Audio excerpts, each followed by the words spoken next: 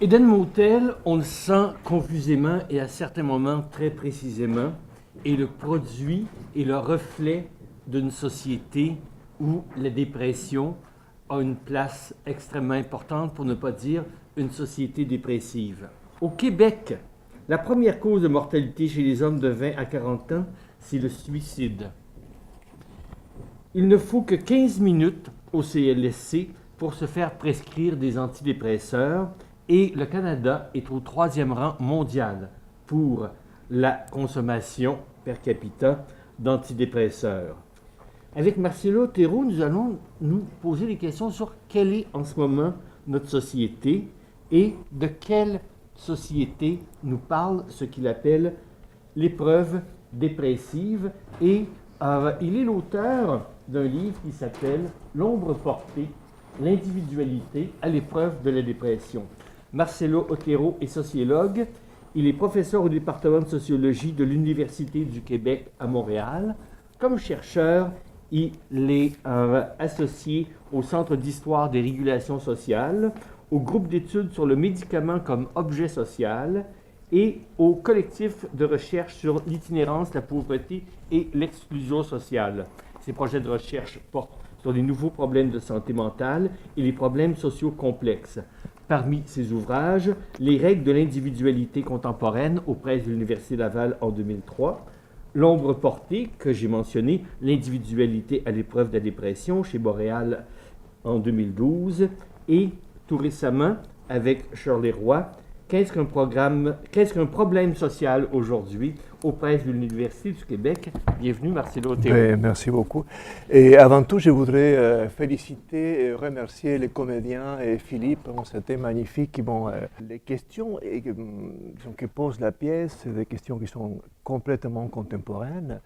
La question de la dépression, malgré le fait que le terme dépression, apparemment, on les connaît depuis longtemps, la forme que la dépression a aujourd'hui, ce que nous appelons dépression aujourd'hui, est tout à fait nouveau.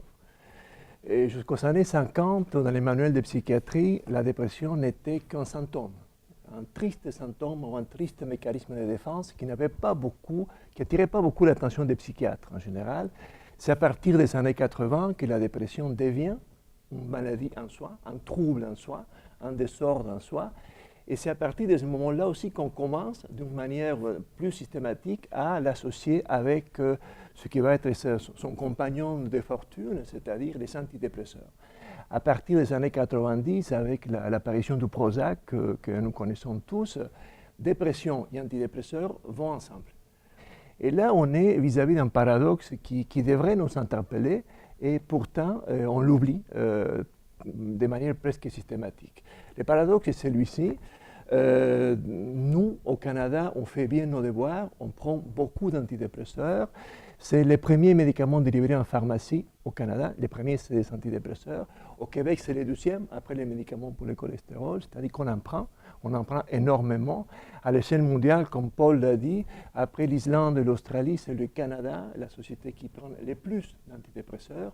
Et pourtant, la dépression ne fléchit pas. Au contraire, elle augmente. Si on pense à d'autres types de maladies, par exemple, comme la tuberculose, si vous prenez la pénicilline, la prévalence de la tuberculose diminue. Donc là, c'est normal. On prend un médicament, ça fonctionne à l'échelle sociale, donc c'est un bon médicament. Mais on prend des antidépresseurs de plus en plus, et pourtant, la prévalence ne fléchit pas. Alors, que se passe-t-il?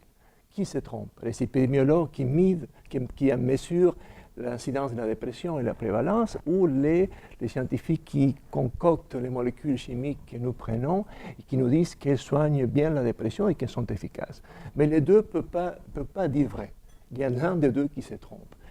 Quelle est la nature de la dépression? Est-ce que c'est une maladie justement qui se passe dans le cerveau ou c'est une maladie qui dépend... est-ce que c'est une maladie qui est individuelle ou une maladie qui est sécrétée par un certain fonctionnement social? En fait, il y a, je veux dire, deux banalités que tout le monde connaît, mais qu'on n'applique pas dans nos raisonnements. Il n'y a pas d'individu sans société, ça n'existe pas. C'est une contresens logique et anthropologique, il n'y en a pas. Mais il n'y a pas non plus d'individu sans corps, ça n'existe pas non plus. C'est un contresens, encore une fois, logique et anthropologique. Et on l'oublie quand on analyse les problèmes. Et la dépression est un problème social. n'est pas un problème du cerveau. D'ailleurs, on peut ajouter ceci, il n'y a aucune preuve biologique, physique, qui puisse dire qu'il y a un rapport entre les déséquilibres des neurotransmetteurs et les symptômes de la dépression.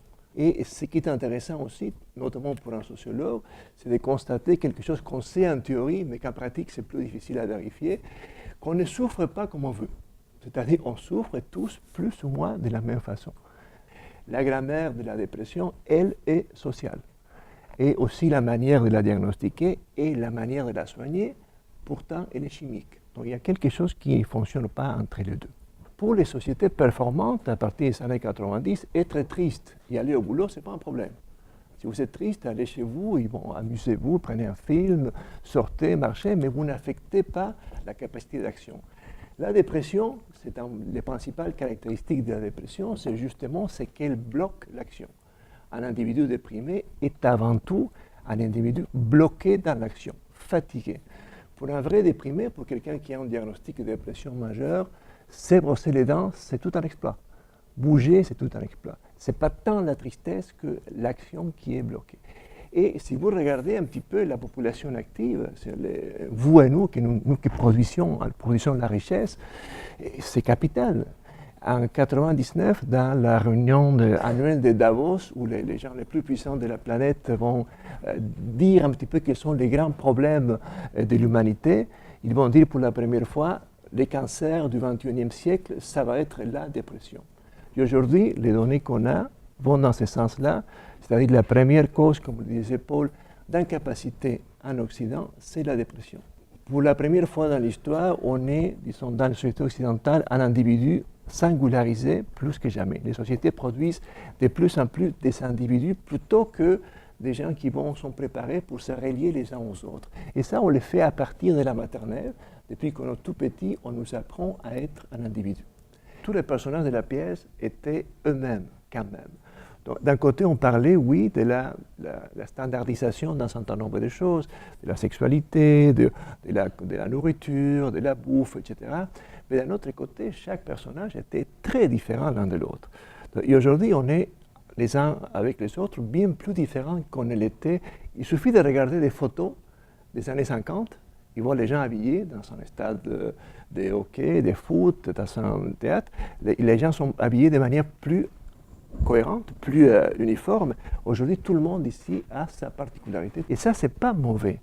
Notamment pour les groupes différents, l'évolution de la fragmentation des identités sexuelles, par exemple, c'est quelque chose qui est relativement nouveau.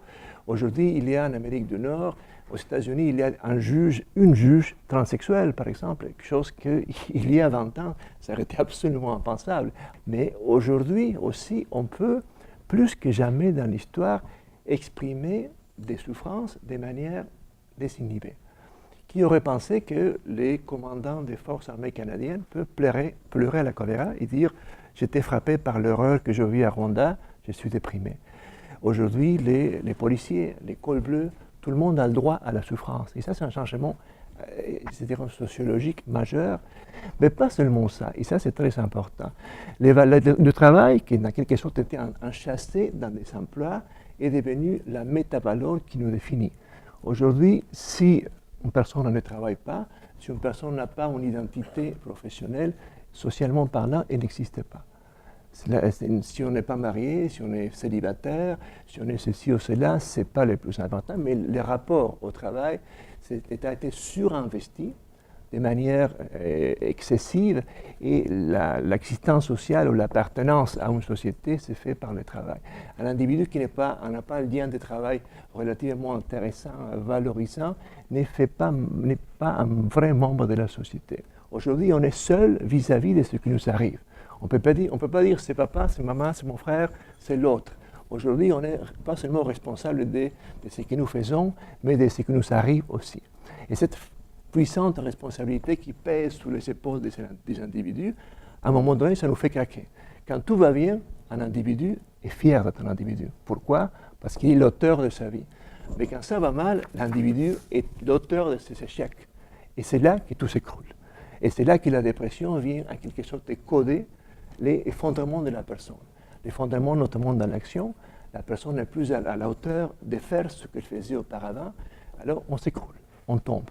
Qu'est-ce qu'on peut faire pour que la dépression fléchisse, pour que la prévalence diminue? C'est justement les sphères de la vie où la dépression, vis-à-vis de laquelle elle va se manifester de manière la plus forte, c'est le travail.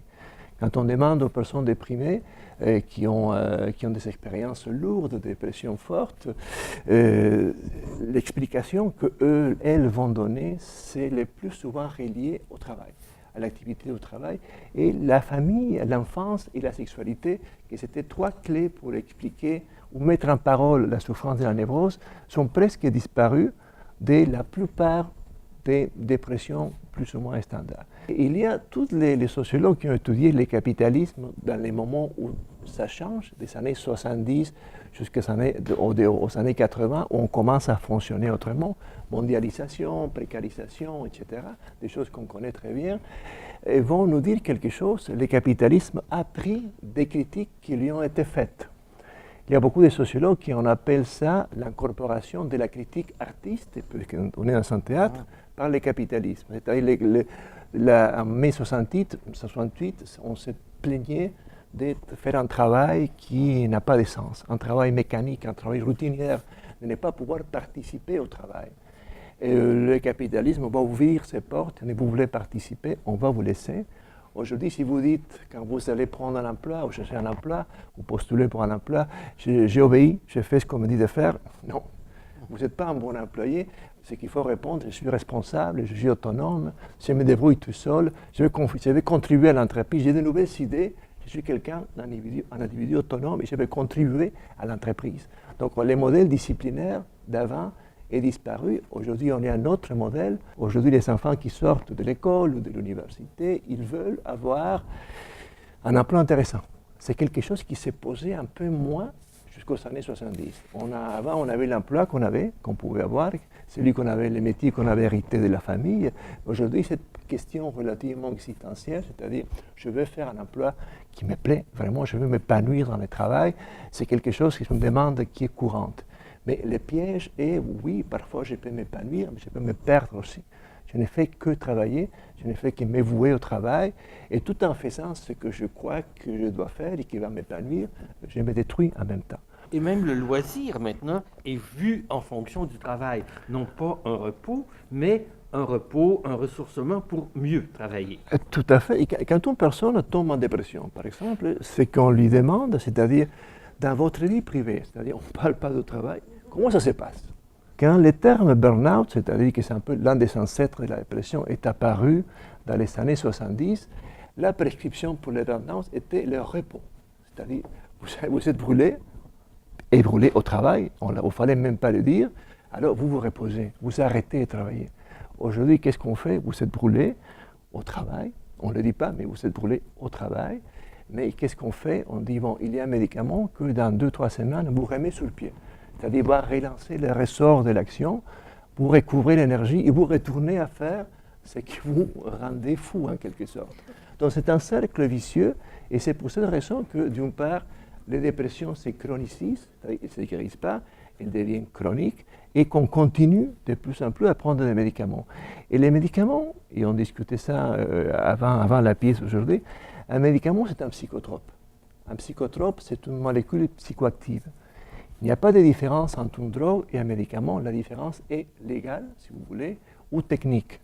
Mais la substance, parfois, est la même. Dans l'histoire, il y a des molécules qui étaient interdites, et à un moment donné, on les autorise, et on les utilise comme des médicaments. La dépression ne va pas s'arrêter si on ne change pas les conditions de vie. Les médicaments vont, oui, la gérer, ils gèrent la dépression, mais ils ne la guérissent pas, ils ne font pas reculer la prévalence. Et ça, c'est des données mathématiques qui sont disponibles à tout le monde. Et si on regarde l'évolution des manuels de psychiatrie, aujourd'hui, tout le monde connaît le DSM-5, c'est-à-dire les manuels diagnostiques et statistiques des troubles mentaux. C'est un gros livre comme ça, à peu près de 1000 pages, 1200 en français, où vous avez tous les problèmes de santé mentale répertoriés par l'Association des psychiatres américains.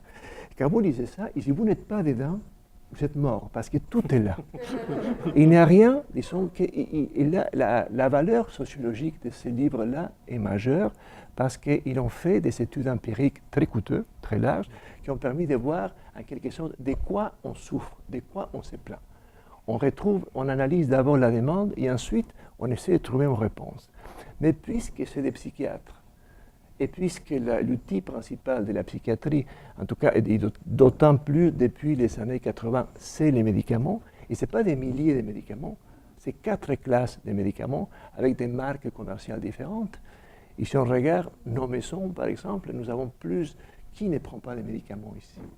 Qui n'est pas en pharmacie avec toutes sortes de choses? Tout le monde. Donc tout le monde est interpellé par médicaments interposés avec l'univers de la science. Et ça nous fait confiance. Et ça, c'est quelque chose qui, en quelque sorte, nous rassure et on pense que c'est notre compagnon. Et ça, depuis le XVIIIe siècle, où la médecine en Occident commence à prendre une place énorme.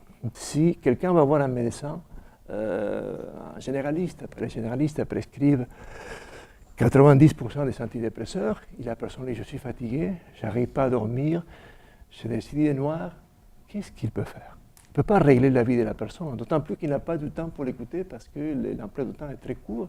Alors tout ce qu'il a comme panoplie, c'est donner un médicament qui de surcroît s'appelle antidépresseur. C'est-à-dire, vous avez d'un côté un diagnostic qui s'appelle dépression et d'un autre côté un médicament qui s'appelle antidépresseur. Il doit faire le lien, il doit servir. Sinon, il s'appellerait autre chose. Ce qui manque, et on le voyait un peu dans la pièce, c'est ce qui manque au niveau du travail, ce qui manque au niveau de la société, c'est des manières de se regrouper, de reconstruire des espaces collectifs pour dire non, c'est assez. Okay, on ne va pas travailler comme un fou, on va se donner des limites.